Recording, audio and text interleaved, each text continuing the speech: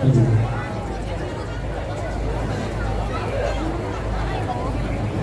panggung lawan Mas Foto.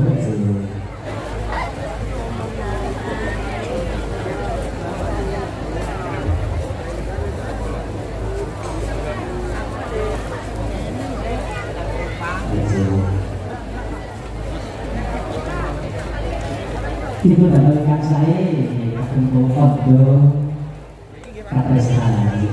Sebisa mana? Sama sekap. Oh iya, ini rekan saya. Foto kan. Kami tuju dengan pelajari pun Bapak Kepala Desa, Bapak Berjatun, Sasopo Kakek Kedua.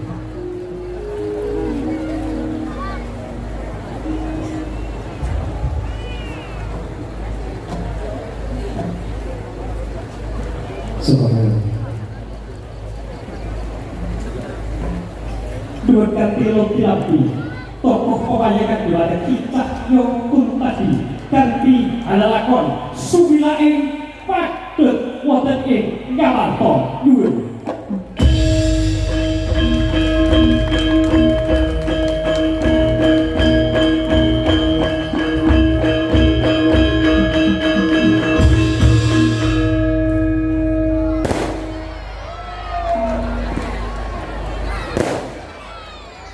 Pondok sudah ada laki-laki tokoh kebanyakan seperti tamu rekor yang tahu sekali tidak bicara itu tadi kalau kalimat dengan jorok dari api jorok wayang yang segala atas ikan berkuasa kan adalah kon sumilain pergek sama kon porokat di rumah somo di lapangan api jorok ada dua orang dari keluarga Victor, Pramilo, dan orang satu yang belum Wosomo, inilah silokono sakit, wassalamualaikum warahmatullahi wabarakatuh. Kulit tidak saat lalu untuk hamil satu, menarik kuda kami, ternyata sebenarnya tidak pikir bahwa ternyata kita berusaha dari kita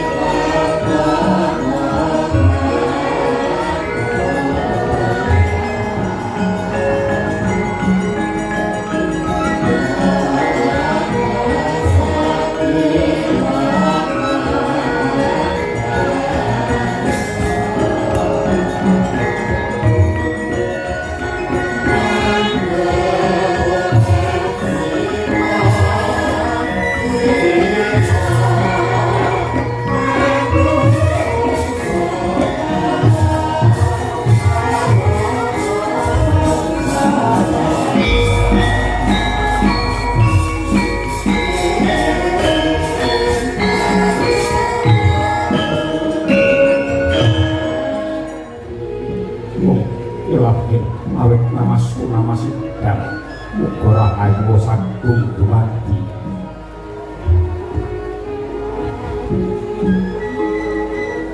rantak-rantak semoga solo kesanggan prahonggo mati berangin padang lain ngabit gunung temahku melalui sorot pun hayut semburan banjir socan itu rapuh naratas maring bangarko ngampi siraping pendowaku negari ngamarko yuing indro prasko yombo tono kalakso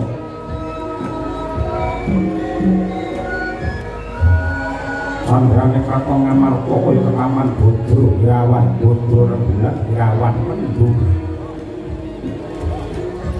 soroting rembulan ingkang katutup dening iku setemekan bayani surem ingkang mapan wonten ing pendowaku negari indro para hasto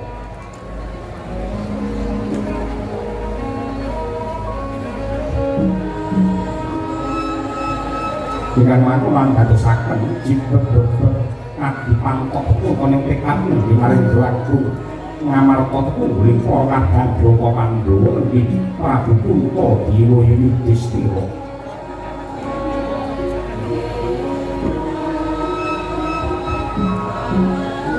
mangkono tanggap ing sasmita nggih ngarai panggak Pandhawa saking Jodipati Raden Werkudara Sena Cikra Sumiwa mringarsani sang napa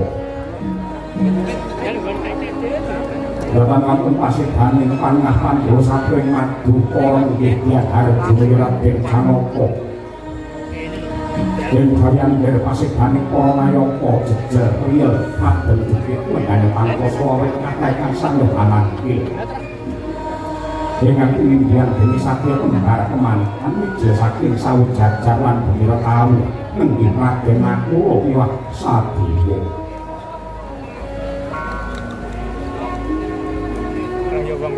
Dengan kosan moko keparang medar pangan di komendatake belakang Morosebo Aku kau prapani maring Dragung Drawati Sri Bathara Kresna Yorisan Narayana Mangkon ingkang Morosebo ya piyak nganan sarta ngiri satemah dadi lulus praharja lampahe Prabu Harimurti Sang Prabu Puntadewa kawis tingal pendhih kumbuk suming bali kasuk panokoling kalbu Braya-braya manem Brahma Ramu ingkang Raka Ndarawati ya ing acara lenggah pinaringan pakurmatan Sakrawati mangkono kaya kawijil pangandikan Sang Nata mangkono lamun kaya sing lisan lho agak malah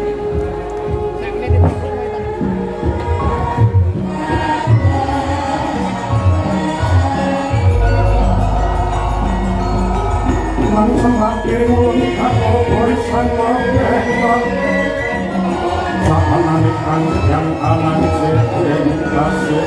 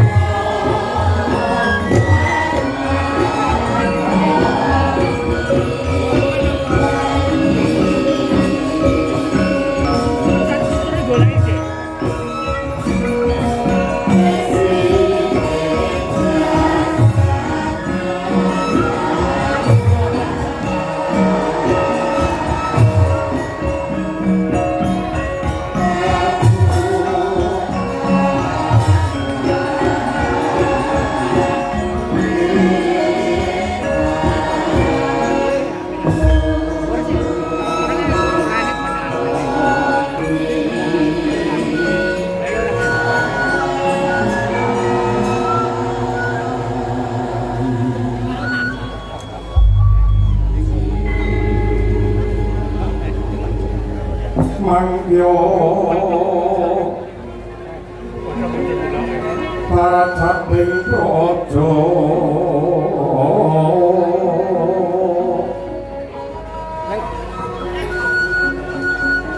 kawuryan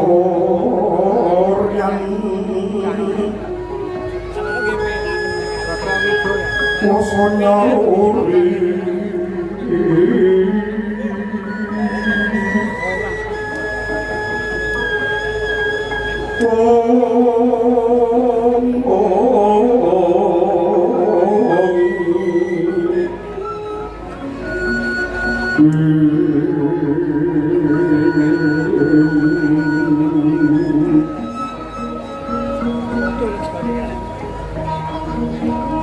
urat pangreging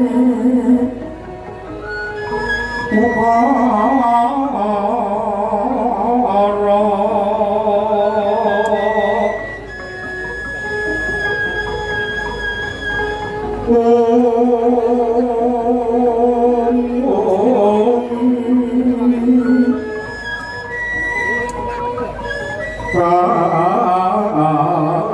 karono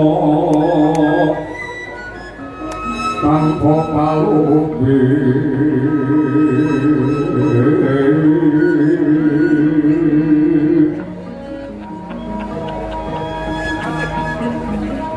hatilah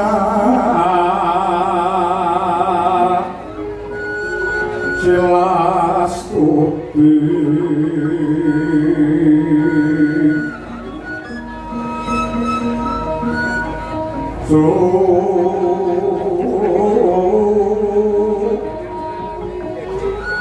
Jono sarjono kelu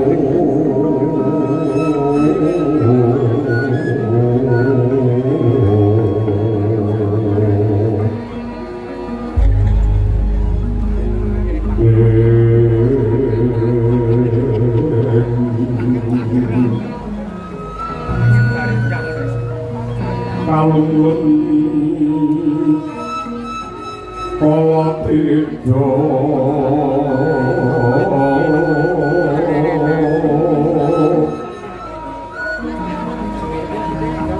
idem angganing dumati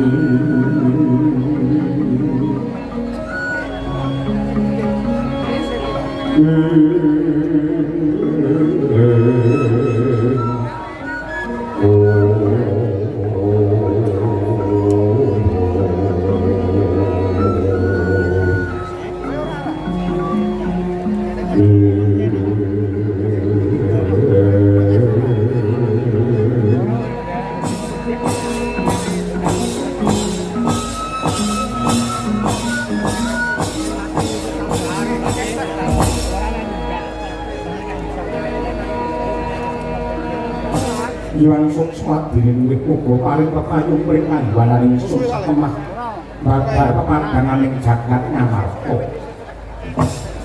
kawulun sewu koko Prabu Ndarawati sarana paduka wonten Stringgil negari Indraprastha kalilan ingkang rayi punta dewa ingkang minangka suripun para kadang Pandhawa ngaturaken pambagi panakrami kunjuk wonten ngarsa paduka njeng koko Prabu Ndarawati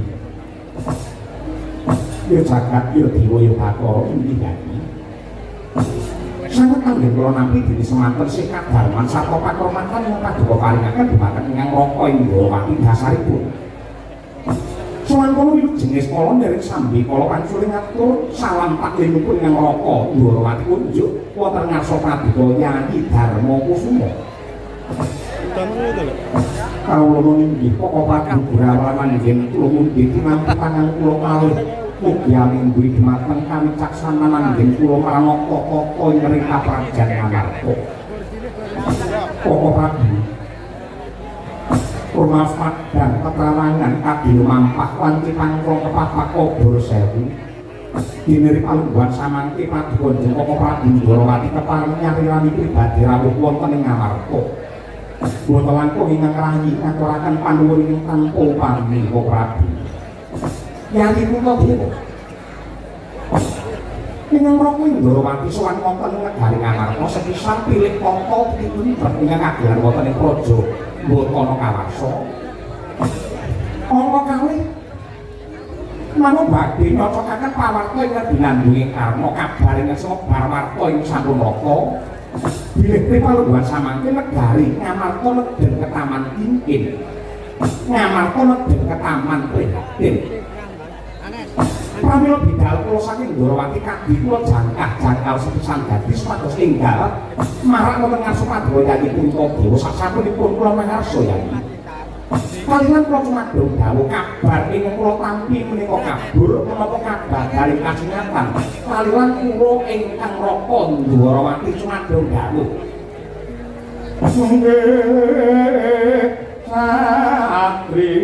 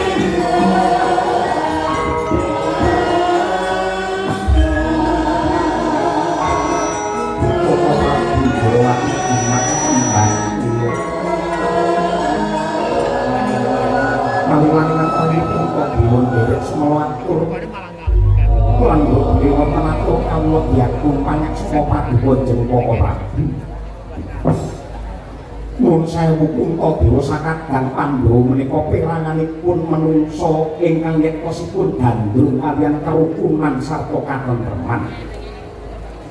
Awit panggaipun Puntadewa boten badhe wonten gaman ingkang ampuh kejawi namung gaman panunggal. Tuladhanipun para kusuma bangsa ingkang sampun labuh dhumateng negari Madyanto namung kanthi gaman pring ingkang dipun linjiki nang lamun tunggal minyak tunggake blat golong dileng-gilik ing dados ciptanipun yektosipun awoh dhumateng kasantosan Winten asma kakanku Panto itu kaya karo udara iki kok perangane menungso lan pati wong akeh bual-bual cari ini akeh sing padha namung kuwi seneng bodo itu seneng karo pasulayan seneng karo cecungkran nanging nek ini batin kuwi seneng karo batakan rasa kanunggal rasa kerukunan kaya sing dikandhakake dening barep mau ning dunya iki tetep sing ampuh dhewe mung gaman kerukunan aku mongso isih nyawang karo gelaring kahanan mergone ngamarta kene iki yoga ana perangane bisa sing pendak rong taun sepisan nganakake syukuran umat bisa kuwi mau dipandhegani karo lurahe pendak rong taun pisan anane wong rukun tanpa kerukunan lokal bisa mawujud saben sak-RT 2 juta untuk karo lurahe sapi loro aku sing nyawang kahanan sing apik kaya mengkono becike sing kaya mengkono critakanku kula mumpung wis teko ning negara Ngamarta para kaki kowe dawuh tutur dalan iki sing kudu dikake supaya aturake langan kiblat Koko Prabu semunipun bab kahanan ingkang kebak cecungkran perkara sepiling kang dados gawe lara ingkang nimbrung dumateng para kawula kathah para kawula ingkang ketaman pagebluk larang sandang lawan pangan semunipun kok wonten gandeng jenengipun kaliyan icalipun jimat jamus kalimasa bro menawi kula etang sampun setunggal Condro utawi setunggal wulan menika jimat Kalimosada kala wau uwal saking tangan kula Jengkaka Prabu Ndrawati. Gusti kang abinda rate Sakyamira sumunu Abya wulan purnama sidhi wong kuning nemu giring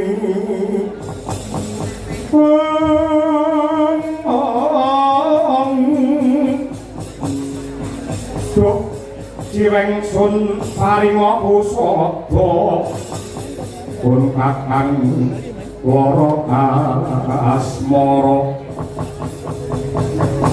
Semira lir kebiaring apik jagat diwa batur ya jagat nangis kula jenggira kaos sing manah kula yanyi Puntadewa semunipun leres dados sabda kama paduka bilih Ruhara Prahara ingkang nimbrung wonten negari Ngamarta menika wonten sambung rapetipun kaliyan icalipun Pustaka Jimat Kalimosada ingkang kadewa menika minangka dasaring negari pakeming praja lan gondhelanipun para kula.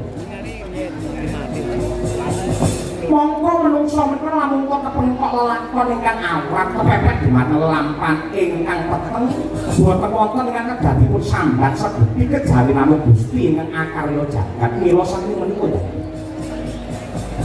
Monggo sedheng nggih wonten mriki kula dherekaken nyambung raos kaliyan Gusti ingkang Maha Kuwasa nuwun pitedah kaliyan Mbang Agung.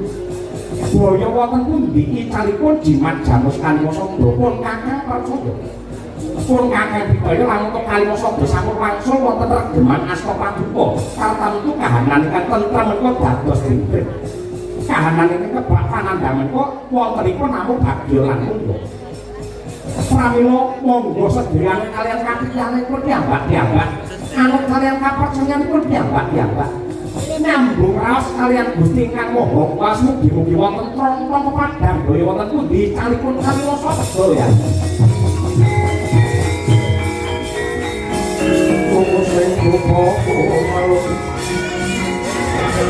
meneng jasana pesek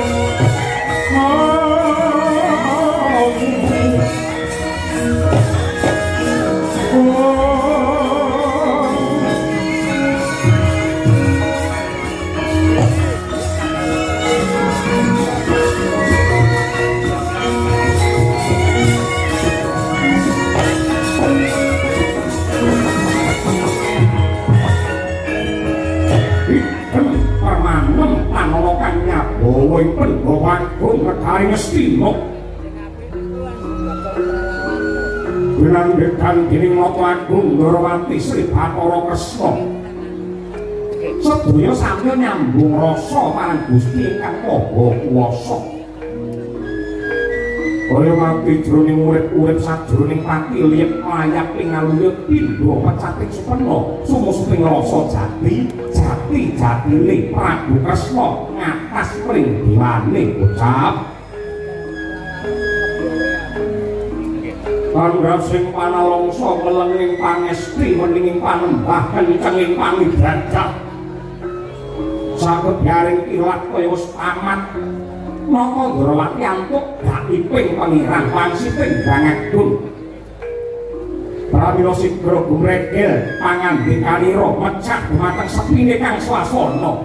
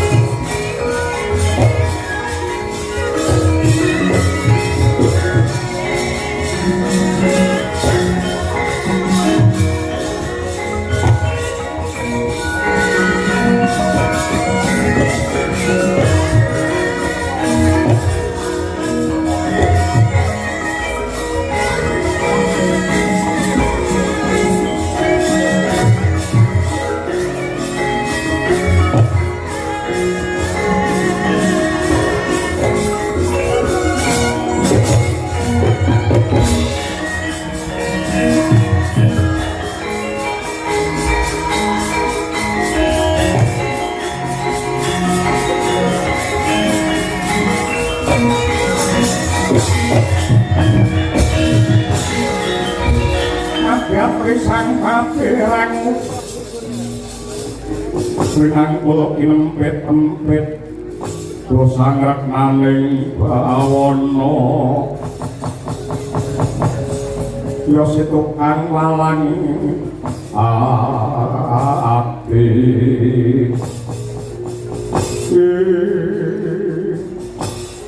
Koko Prabu Ndorowati Lidik sampun jukaran dipun mangsah semedi kula pitados mesti kemawon paduka sampun pikantuk pangsiting Bathara monggo kula paring dawuh baya wonten pundi cale Kalimasa Koko Prabu Yaya Arjuna wonten dawuh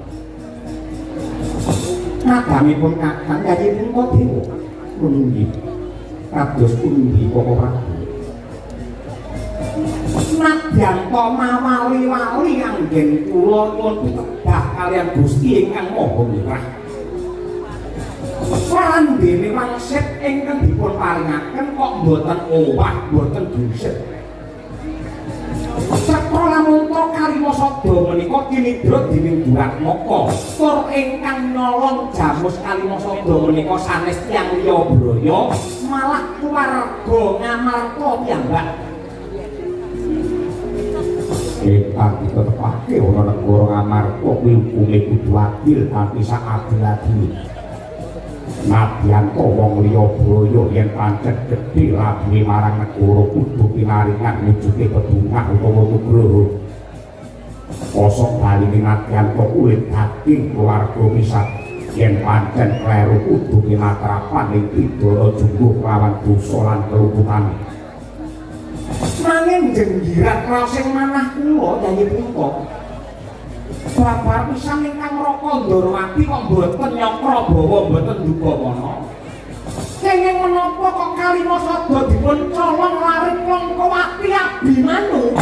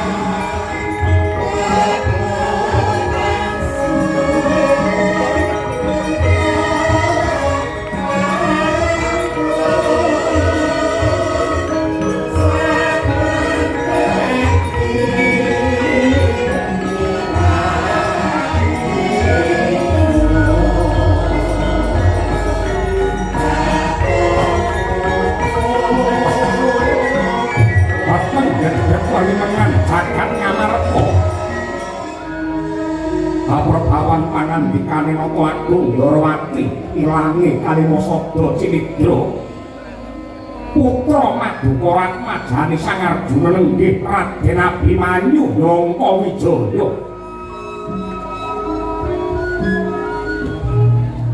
langkung-langkung Sang Arjuna mung boprok ngalumpruk kaya lila sanata bebayune datane bagatan musik bungkem sewu basa datan bisa micara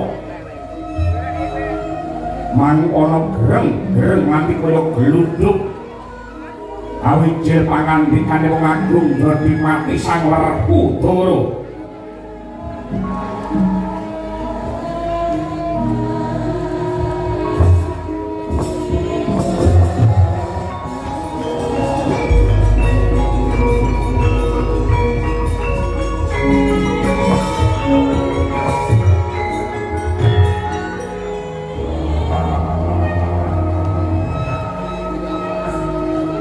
pertahanku apa ora kleru wangsik saka dewa sing mbok tampa kaya rapi munalar lamun anakku Langkawati Abimanyu tumindak cidra kaya mangkono aku luwih Langka Wijaya wiwit cilik aku sapa karo watak lan lakon lakon lagiyane rayi bocah prasaja kae bocah jujur ora memper ramuka ora koko nyawang anane Kalimasada Prabu opo gunung dhuwur kae kena diundhahi segara jero kena dijajaki bali atine menungso sapa sing ngerti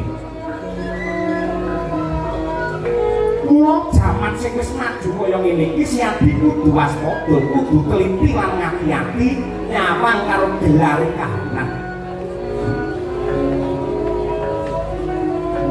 yen disawang pancen Abimanyu kae kaya bocah jujur kae bocah kendel bocah meneng bocah lugu ning atine Abimanyu kepiye apa Yayi Werkudara ngerti sing ngerti rasane menungso ya mung sing lakoni wong nyawang akeh klerune lamun kelebake mergo Darawati iki ana Darawati iki ana bocah nom sandangane iki sarwa kebake tata krama rina wengi sabane papan panembah sabane papan panibadah saben-saben nindakake panembah mesti mapan ana ning papan panembah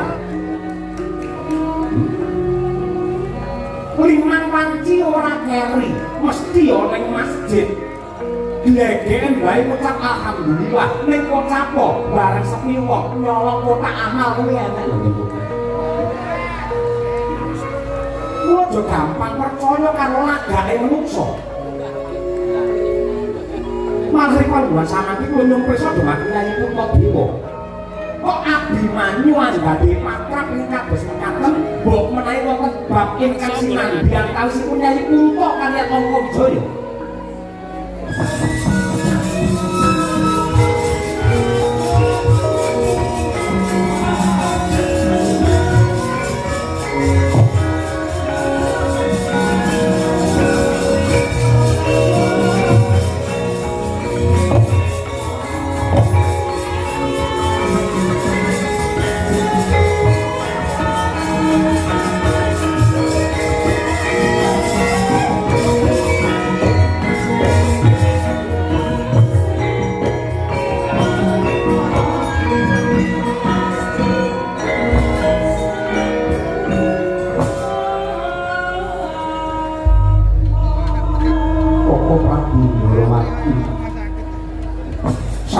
ingkang rayi Puntadewa dados kemutan saksampunipun Abimanyu nampi wahyune ratu inggih Wahyu Widayat kaliyan Wahyu Cakraningrat kula nate paring dawuh dhumateng Abimanyu minjang menawi Bharatayuda menika kelampahan menawi Bharatayuda menika kelampahan mongko Pandhawa antuk jaya Abimanyu ing badhe kula jumenengaken dados aratku wonten negari Ngastina.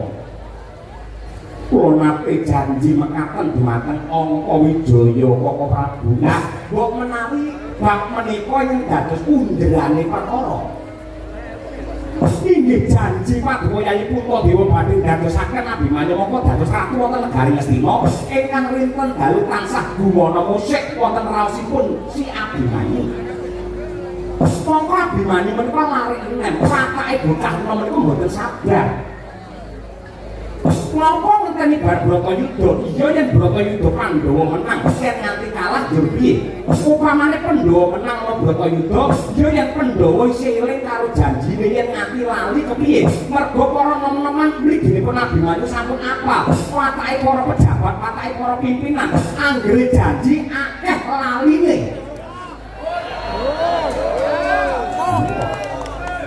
Dados menawi saking petang kula Abimanyu menika nyidhak margi golek dalan sing kepenak. Napa ngenteni Bratayuda?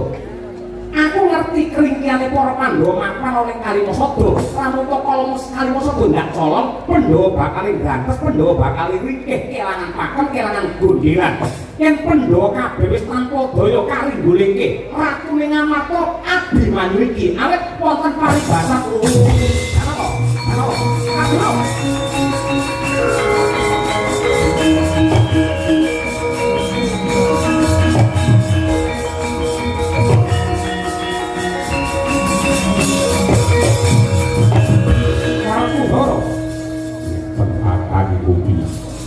menangan di lungane si Arjuna nek tanpa apa ya Pandurma jujuk Rempokowati ngajar karo si Abimanyu iki negara hukum ora kena tumindak sadurunge dhewe yen nganti ana apa-apa tumrape Abimanyu lan Janaka kowe aja mung meneng bae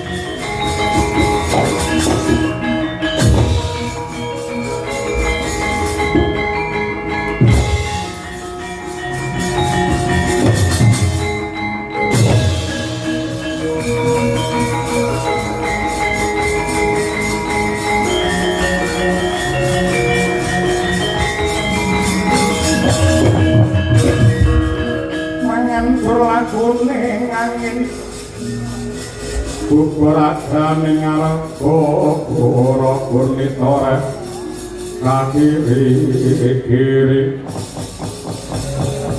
ora bumi pratem pito madula manyambak ambak utan treswor lan esus sindung riwut magenturan sindung riwut magenturan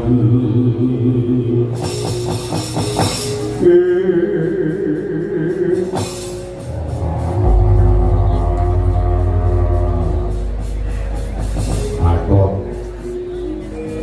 kawula nuwun wonten tinggalan kang dawuh Rama Kyai sembah pangabekti kula unjuk Rama Kyai Jodimati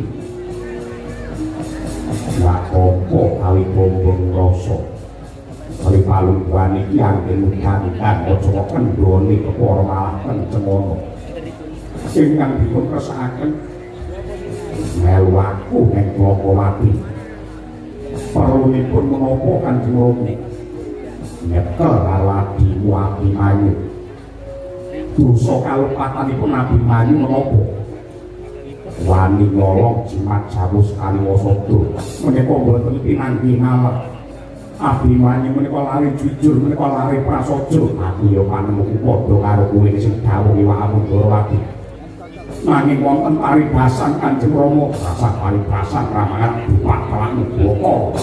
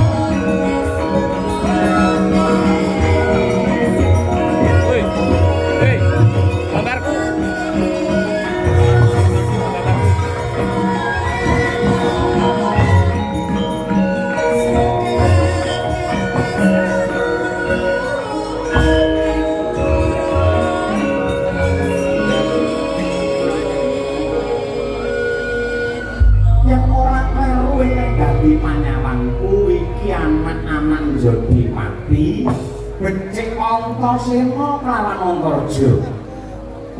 Para badhe pangestune Wak Amundharawati tanpa ana cah loro. Perkara badhe binagi ketemu mburi saiki ayo Wandarawati petung karo Antasena. Petung bab apa? Nuwun sewu. Gandengan nggih kuseba ning pasewakan negara Ngamarta mau kuwi mapan ana ning jaba nganti ora cetha lan terwaca sing dirembug ana setunggal mau apa. Mulane palungguhan iki aku nyuwun dawuh, iki mau wose piye Wandarawati? Antasena. Piye? Mbok menawa palungguhan iki negara Ngamarta nembe nampa pacoban sarta pandhadharan saka Hyang Agung. Nanging kowe kudu ngerti. Carane pangeran tresnani karo titahe kuwi ora kok njur diujo apa kekarepane dikabulake, ning carane tresnani mesti akeh dianakake pendhadharan lan ujian. Contoh utusane Gusti Rasul pangeran kae klebu titah sing ditresnani karo sing gelar jagat ning ora gawe telitiren endi utusane pangeran sing uripe mulus kepenak ora ana racake rina wengi tansah nampa pacoban. Para pangeran kuwi nyoba karo menungsa mesti wis diukur kekuatane sing dicoba. Ora bakal pangeran iki nodi karo menungsa sak njabane kekuatane menungsa. Oh ngono. Proyek ning donya iki sing dicoba iki kabeh ora mung para Pandhawa bae. Ning kabeh manungsa waton mapan ana Ngarcapada, raga sing gandeng karo nyawa, wani utawa ora kudu nantang karo pacoban. Sing dicoba wiwit saka dhuwur tengah ngisor kabeh nampa pacoban. Sing sugih, sing miskin, sing pangkat, sing larat, sing ganteng, sing ayu, kerdil, duwe, bisu, kabeh nampa pacoban anut karo kadiwasane dhewe-dhewe. Wong sugih kok ora pacobane dadi wong cetil, dadi wong sing ora gelem dono diam, ora gelem dono marang padha madane titah. Kuwi cobane wong sugih dadi wong sing mudhik. Wong larat kok ora kuat coba dadi wong lecet yen perlu gampang ngapusi, yen perlu wani colong jupo utawa dadi maling. Iki cobane wong larat. Wong pangkat ora kuat cobane wani nglikoke dhuwit negara. Yen ana pejabat wani gaglak bandane rakyat, tetep lamun toke pejabat sing ora kuat coba. Wong ganteng rupane ora kuat cobane, kegantengane kebagusane demonya marang hargane bawa nafsu. Bener iki. Ayu rupane ora kuat cobane, tipis imane, elek mentale, ramli 200.000, sepi 7.500. Wong bakal ngotor jomik clepung pisane ndak enak belas. Contone ngono kuwi kaya ngendhake dening Wong Prabu Ndarawati. Antarja iki bener. Pancen kaya ngono. Lah banjur gandeng cenenge. Nah. Ripalungguhan iki Ngamarta kelangan gedhen. Maknane kelangan gedhen. Jimat jamus kaliwasa dominan. Ilange dicolong maling. Malinge dudu wong liya ning keluarga. Sapa? Bocah Plongkowati si Abimanyu. Abimanyu dhewe. Iya. Arep berpikir tekan. Masa iya. Kula kan ngono, gandeng Ripalungguhan iki raman Werkudara wis jumangkak marang Plongkowati. Paman Warjuna budal bakal nyekel marang Abimanyu. Antasena Antarja keri gawe. Ayo budal bareng karo Plongkowati. Marang kose. Ora perlu kesusu kaya apa ngobali ya tetep subuh. Budal ya budal waton genah sing dituju ki ngendi iki kok dadine piye ngono. Urung teko anggarane pira budal ora. Nuwun sewu. eleke Antasena nun sewu eleke Antasena wiwit cilik dadi wong iki ora gampang percaya. Mula biyen SD ditokke karo guruku mergo saben-saben kandhane karo guruku aku ora ngandel. Kuwi kegowo nganti dina iki. Lah, perkara Kanjeng Rama budal ning Plongkowati, Paman Arjuna budal ning Plongkowati monggo. Ning yen Antasena beda. Rek beda iki dawuhe Pak Amundharawati. Mergo saka wangsite dewa. Ose. Aku tak takon. Apa wong gawe rekodaya rekayasa mecah kerukunane para Pandhawa ki ora kurang akal. Nuwun sewu. Wong manca negara ki pamane bakal ngrubuhake negara Ngamarta kanthi cara peperangan. Wis ora bakal bisa menang. Mergo pancen Ngamarta wis digaya, jaba jerone wis saka akasa daratan nganti samudra kabeh wis santosa. Bisa uga carane ngrubuhke negara Ngamarta kuwi kanggo srana ya kuwi nuwun sewu lebokake obat-obatan sing mingko terus diombe karo para nom-noman lho diombe utawa disuntikake sing gayane bakal rusak marang urat saraf yen nom-nomane padha rusak mentale negara Ngamarta mung kari ngenteni duwe nganggo cara ngono kuwi ya iso. Ana meneh sing ngangge cara nabrakake budaya karo agama. Kowe aja bersih desa, kowe aja rasulan, kowe aja genduren, kowe aja ngeneke sajen. Kowe ora dituntunke karo agama. Apa budaya karo agama kuwi janjane mlaku banget, jane niate padha supaya manungsa diparingi slamet lahir batin, keselamatan donya tekan akhir padha. Ning enek wong sing ora ngoten nabrakake budaya karo agama. Nek wong-wonge ado karo budayane, yen wonge ado karo budayane, sing iku gampang didu, gampang dibentekake, gampang digawe geger. Mula pitenono, anggere wong sing ngerti karo budaya, mbuh ki budaya reog, mbuh ki budaya wayang, racake wong-wongane mesti do bunjung rumpun, dijak tarikan yo enteng pas lahir batin. Wong-wong ki rong taun pisan. Danyang iki tak kandhane aku bare kok bocoran. Senengane siji wayang loro riyok. Tur yen dalan-dalan ki aja nganti ngungkurake danyang. Iki loro. Telu nuwun sewu iki mau nembe wayang wantuk wangsit saka para-para. Nuwun sewu lamun to apike le wayangan aja rong taun pisan ning rong sasi pisan. Berarti sapi ini Pak Lurah gendang trek lho Mas. Dengan mironsasi bisa nih ngarepe Pak Lurah ngono tulisannya ora kok Lurah Kemiri, iki tulisannya Lurah Sido Ludes ngono. Kae malah hubungannya dengan karo Lurah iki apa? Sing iki balik lan kok bakale. Lah, ana uga sing nganggo cara nuwun sewu, mecah kerukunane para Pandhawa anak-anake, reka-reka, rewa-rewa dan macak Ratu Ndorowati. Mergo adisusan kali akeh wong macak wayang wong akeh. Dandan Ratu Ndorowati mitmah karo Abimanyu sing nolong Kalimasada satemah para Pandhawa bakal mateni marang si Abimanyu antarane Pandhawa karo anak-anake keluargane ora rukun ngangge cara ngono kuwi ya bisa ngrubuhi negara Ngamarta. Yen ngono kuwi ndak wokes lagi ratu palsu. Yen Ratu Ndorowati tenan kudu langsung ngoyo kiyayine sabar. Iki YouTube loro. Aku langsung mung kebetulan macam Pak Uni. Wes nyatane meriah kaya mengkono. Yen pancen Ndorowati paring dawuh lamun to sing nyidra Kalimasada ki Abimanyu dasare Ndorowati apa? Lho, cetha lamun to wangsite dewa. Dewa ngendi? Dewa kayangan. Kabeh dewa ning kayangan rene dewa ning komplek. Wis ora tak kon ngomong aja omong to. Anggere omong dialek ngono. Dewa kayangan apa Kukulun Bathara Guru Suralaya, apa Kalindran Bathara Indra, apa Argadana Bathara Brahma.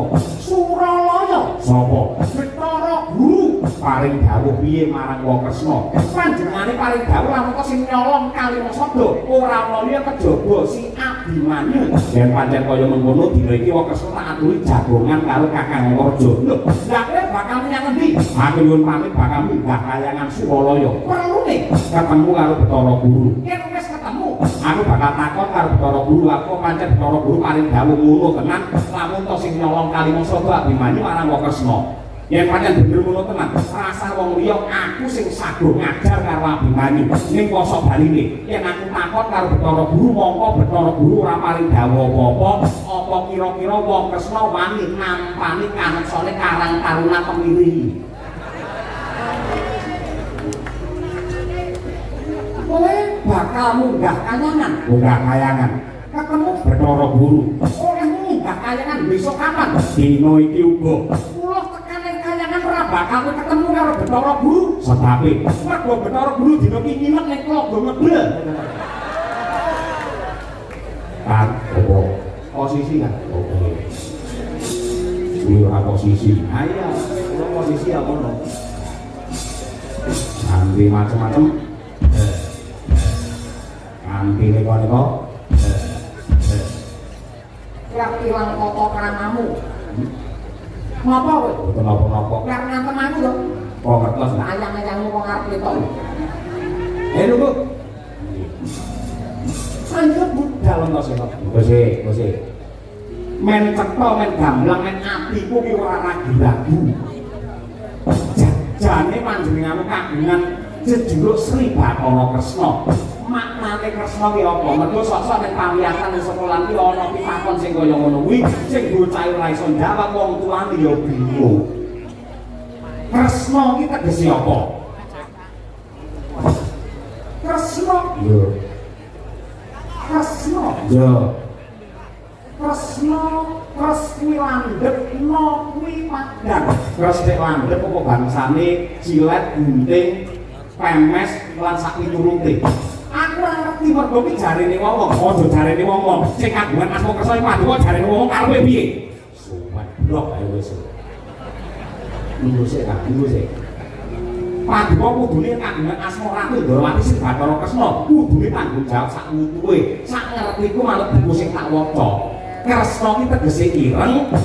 Yen ireng-ireng cemani Sutya Indra Kila. Ireng iki wis saka kulit daging getih nganti tekan balung sumsume. Mongko dadi srana kajayane para Pandhawa. Ora saka kandhane aku wis ngerti. Kowe tegese ngayomi karo para Pandhawa. Mesti wae ngayomi para Pandhawa. Sing kok ayomi Pandhawa tok apa klebu tedak turune? Klebu tedak turune. Abimanyu tedak turun Pandhawa dudu. Anak Janaka cetha lan tedak turun Pandhawa.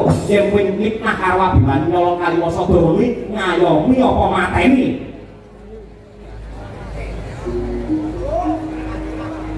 Ora ngono kok. Ati ngarep niku. Yo piye? Wis ngene wae. Tinimbang aku malah suwi malah pekewo karo Ndrawati. Yen pancen Paduka ki Kresna sejati, endi cakramu, endi kembang wijaya kusumamu? Wong ing griya mangun kungkan ban rimang lerena tanpa kanin yen antulus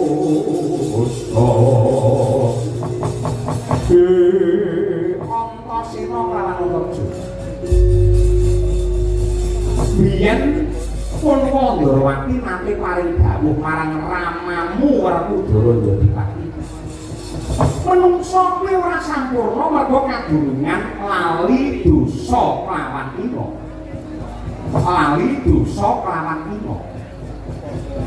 Saka sumengkanipun Ndrawati praktana negara Ngamarta, lah kok dadi gaman loro ki mau keri ana kraton Ndrawati. Ayo Ndaraja meneng ae piye? Sakalane gak?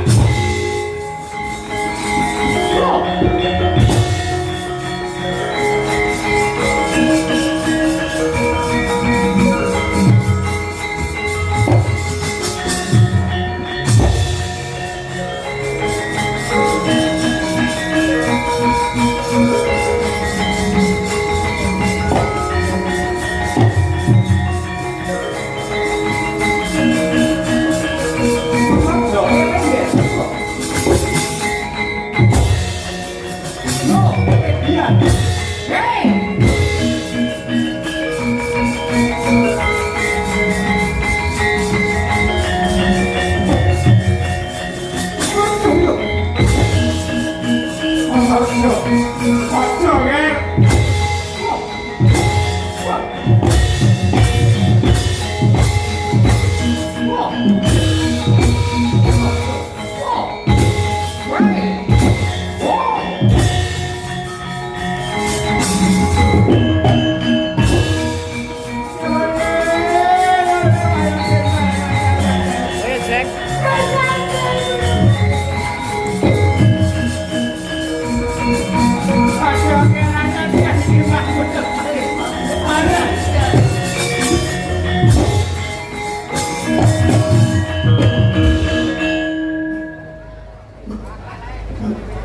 Ayahku ketangkep.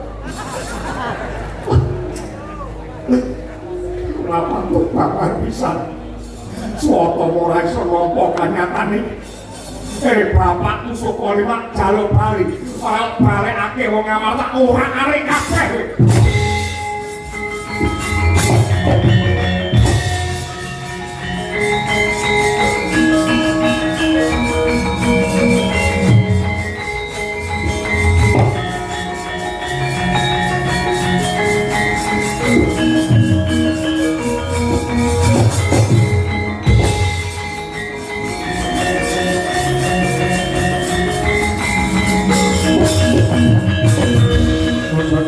Runing ewo mandi kodon lan badraanipun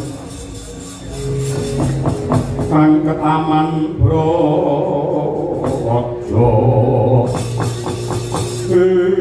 patih ngamarta tambak yageng dasar ornyata Bambang Aswa Suta Utama Aswa wijaran suka ki anak utama ki apik ki anak siaran sing apik lambimu kowe nyimpan ngewa utawa nengen bapak kok jaluk balak do kondur marang Sukalima kowe tak wene bocoran bapakmu ngenteng-ngenteni 20 tahun yen pancen kowe tresna karo pakmu kowe bahaya ning Sukalima cawisna daharan senengane pakmu apa unjukan senengane pakmu apa rokoke apa kirimen ning tahanan negara Ngamarta lambemu bapakku iki pendhita Palandiran diklebokke pakmu jarane karepe piye aku wis ngiteni bolak-balik ngaku pendhita ngaku brahmana ngaku kiai pisan yen ambil ana jagat politik mesti ora kajen ya pakmu bapakku jaluk ulungake bareng karo jebole diadaku piye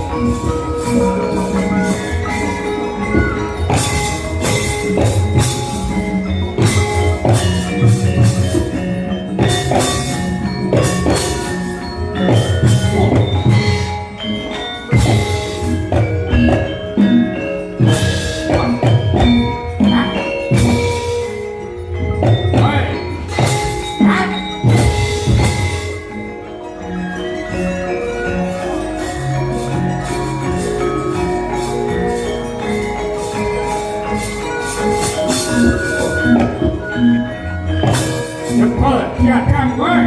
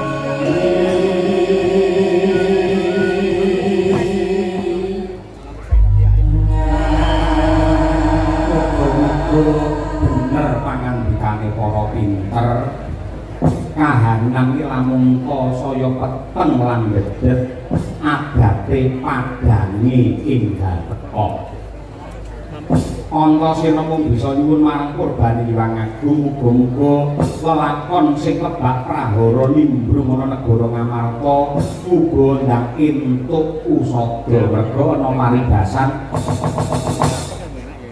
Masuk.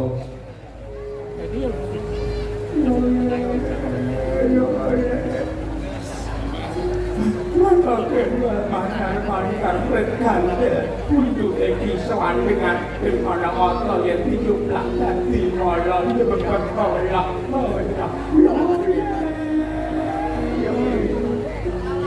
Hirung gajah jenenge trali, dirembukan jenenge lambe. Wong wedok metu bengi jenenge keon. Pendhita mangeleh dari kajen. Ubur-ubur ikan lele, lele. Lapor kan. Sakwise dianakake panggebekan ana ing TKP apa kuwi tempat kejadian perkara.